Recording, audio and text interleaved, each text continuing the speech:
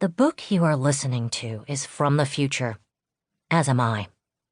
I have traveled a long way to be with you and have much to share. Spending several decades on Earth has been quite a thing for this disabled Asian American woman in a hostile and unforgiving climate. Clawing, hissing, and fighting through a pandemic against inequities in vaccine access and eugenic policies and attitudes that consider certain groups disposable have given me the need to pause and reflect on all that I've been through.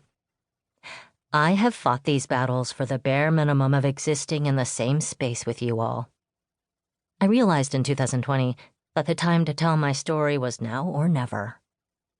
That's what being a high-risk ventilator user who was deprioritized by the state of California for life-saving vaccines will do to you. Sheltering in place with your 70-plus-year-old parents who are also high risk for over a year amid anti-Asian violence and hate will do that to you too.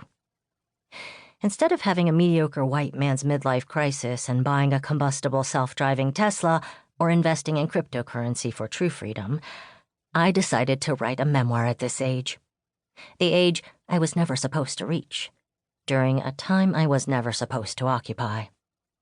I will never have children, but my work, stories, and relationships are my legacy. And this book you are listening to is the latest contribution to the canon of Alice. Did I dream of becoming an activist? No, but it's probably what I'm most known for. Ableism conscripted me into activism. Other people have the luxury to opt in and out of activism, like earning extra credit for a project, but not me. What I have learned about creating change and staying true to myself from childhood up to now is yours for the taking. Getting your needs met, being part of a community, these are examples of my activism, and there are many ways to be an activist, whether you use the word to describe yourself or not. How and where I do it is as important as why and whom I do it with.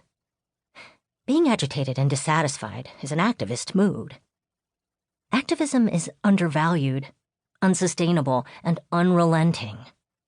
Hypercapitalism, white supremacy, and ableism create the structural conditions that undermine activism and other attempts at changing the status quo. Finding the joy, pleasure, and generative possibilities of organizing is part of my long-term unlearning of what activism is supposed to look like.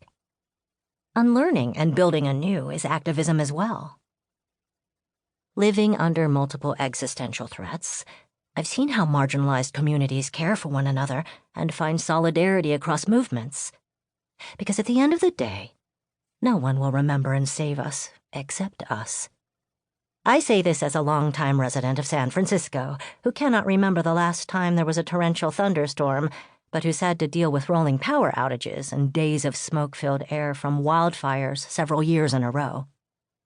And in the face of what feels like impending doom, mutual aid collectives emerge, and organizations such as Mask Oakland distribute free N95 masks in anticipation of and response to environmental and public health crises.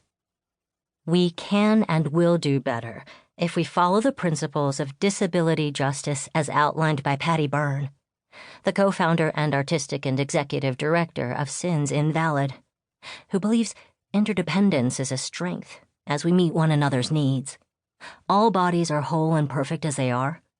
Our freedom is tied to the freedom of others, and people whose lives are most enmeshed in systems are the experts who should lead.